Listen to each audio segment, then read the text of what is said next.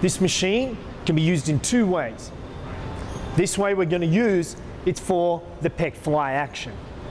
We work the chest or pectoralis major, the front of the shoulder or anterior deltoid on this machine.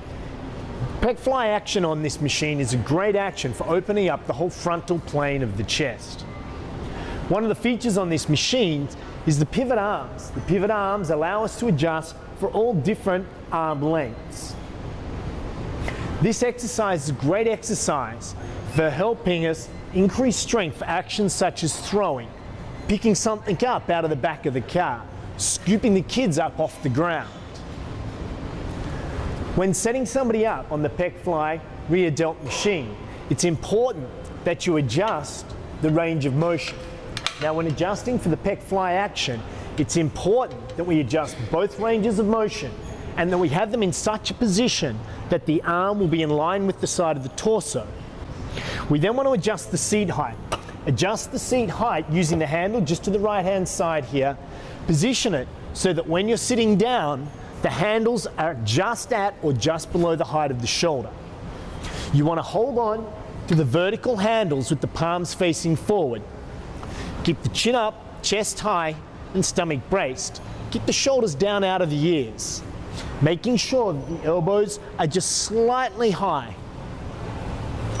For the action, start the action by pulling through the chest so that the hand, elbow, and shoulder are all in line. Straighten the arms up slightly to the top range. Control the arms back so that they come just to the line of the torso. Just a little bit of a gentle stretch before repeating the action. Hand, elbow, shoulder, all in line. Repeat this for the desired number of repetitions. Some of the more common mistakes that are made when using the pec fly action on this machine is when people are holding the handles, they allow the elbow to drop low. When the elbow drops low, it starts to push us into what we call lateral rotation there, which starts to put too much pressure into that shoulder joint. So we want to make sure, as we use in the teaching point, that the elbow stays high, hand, elbow, shoulder. Also, a lot of people, they will put the starting position too deep. Going too deep into the range of motion also decreases shoulder joint stability.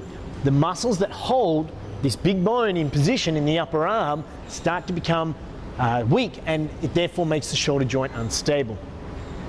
There's different ways that we can also use this machine. We've used the vertical handle, but you can also use the horizontal handle here. When using the horizontal handle, we're slightly medially rotated.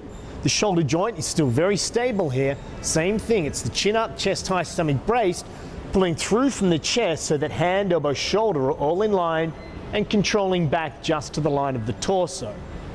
But on this machine, these two lever arms work independently. So I can use the two hands, or I can use a single hand action on this machine also. Using a single hand action, we'll start to put a little bit more work through some of these core muscles that stabilize my spine. I can also go through and therefore use an alternating action on this machine also.